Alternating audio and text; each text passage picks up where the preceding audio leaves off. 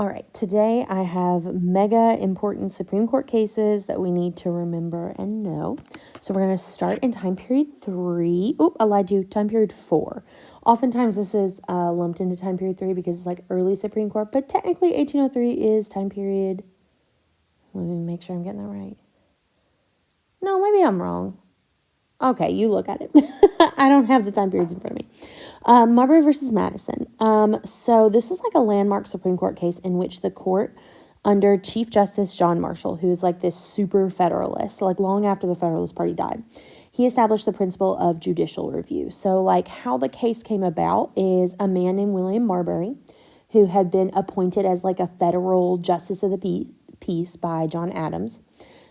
He sued James Madison, the new Secretary of State, because his commission was not like delivered. It was like very common for a president when they're like leaving office to like randomly like pack courts with who they wanted to be on the courts. And his like midnight judge commission had not been delivered. So the court ruled that Marbury had the right to his commission, but the law that had granted him the right to sue in this case was unconstitutional. So this is what's important. The judges thing, that crap isn't important. What is important is that the judiciary decided that they have the authority to strike down laws that they think are unconstitutional. And we call this judicial review. And so it basically strengthens the role of the judiciary from like a know-nothing branch to a super important branch of our government and balancing the power a little bit more, affirming that ability to interpret the Constitution. All right, so moving forward, we got Worcester versus Georgia. Worcester versus Georgia is time period 4, 1832. Again, John Marshall, he's a Federalist. The Federalist Party is like long gone in 1832. The Federalist Party died like around 1814. He ruled that the state of Georgia had no authority to enforce laws in Cherokee territory. A missionary, a white man, Samuel Worcester, lived on Cherokee land, and he was doing missions and doing church work without a state license. And basically, it made its way up to the Supreme Court. The court held that the Cherokee Nation was a sovereign, domestic, dependent nation. So basically, they're not Americans. They don't have the rights of American citizens. They're their own thing, and state laws don't abide there. What is most important about this case is not the case itself. It's the fact that Andrew Jackson just like ignored it entirely. And he was supposed to get this dude out of jail and he didn't. And it shows that like Andrew Jackson would sometimes just like do things that are totally not constitutional. And he also like to get back at the Supreme Court. He enacts the Indian Removal Act that will force removal of the Cherokee people on the Trail of Tears out to Oklahoma territory. And it just shows the tension in time period 4 of state versus federal power. That's its significance. All right, moving into time period 5, Dred Scott versus Sanford. This is Dred Scott, who is a slave, but had been taken to a few free territories, like Michigan, by his master. He sues, saying that he was a free person because he was taken to a free state. And the court made this ruling, and like the story behind it is important in this case, that African Americans, whether free or slave, are not citizens. They are considered property, and property can be taken anywhere, and therefore could not sue in federal court.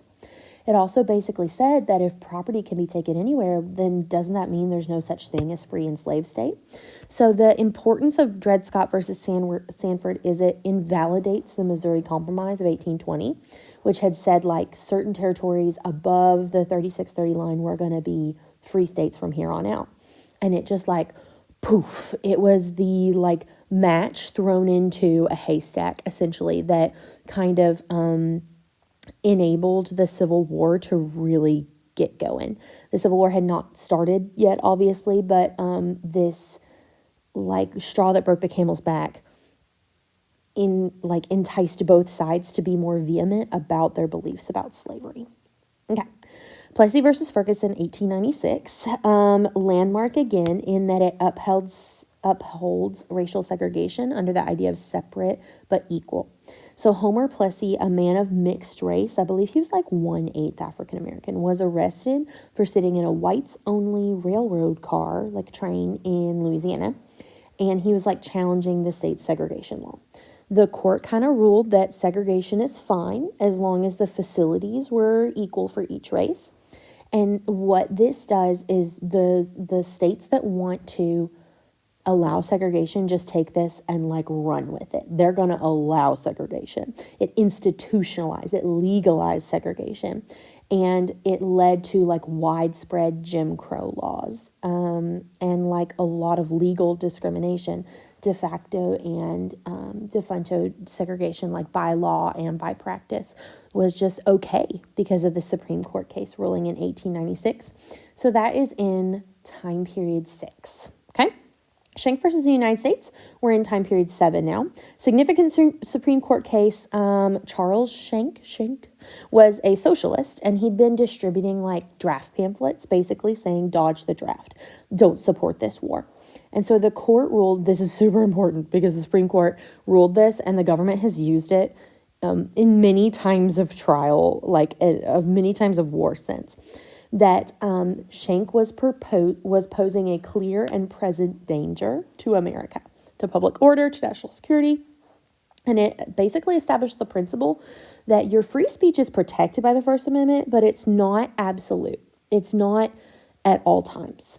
And that free speech, like you can't use it to endanger other people or the United States, meaning that the government can restrict free speech like during wartime. Okay. So that is super duper important. Moving forward, Korematsu, again, we are in time period 7. We're in World War II. Japanese Americans had been put into internment camps in the middle of America, taken off the West Coast for fear of them spying, doing espionage for the Japanese who we are fighting in World War II. Fred Korematsu defied the internment orders, did not go, was arrested. He challenged the government's decision, arguing that he was American. It violated his rights and all the rights of other Japanese Americans. And the court, in a decision, kind of upheld internment as a wartime necessity, that Americans' rights can be infringed upon, again, if it's for the betterment of the country. It's been super duper criticized, and actually in 1988, the government didn't overturn this decision, but apologized and gave money compensation to survivors of Japanese internment camps. All right, Brown v. Board is next. This is time period 8, and Brown v. Board overturns Plessy versus Ferguson. It declared racial segregation in public schools unconstitutional, which basically says separate but equal doesn't exist anymore. So Chief Justice Earl Warren and the court unanimously ruled that public schools being segregated created a cycle of inferiority among Americans, African Americans, that took away their civil rights. It created cyclical poverty, cyclical lack of education because of underfunded schools.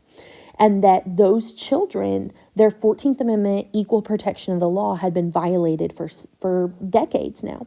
So it overturned Plessy versus Ferguson, separate but equal, and it was like a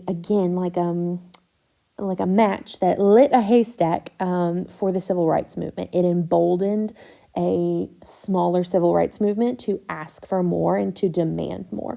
And it's going to pave the way for people like Martin Luther King Jr., like John Lewis, like Stokely Carmichael, like Malcolm X, to be much more emboldened in the fight for civil rights.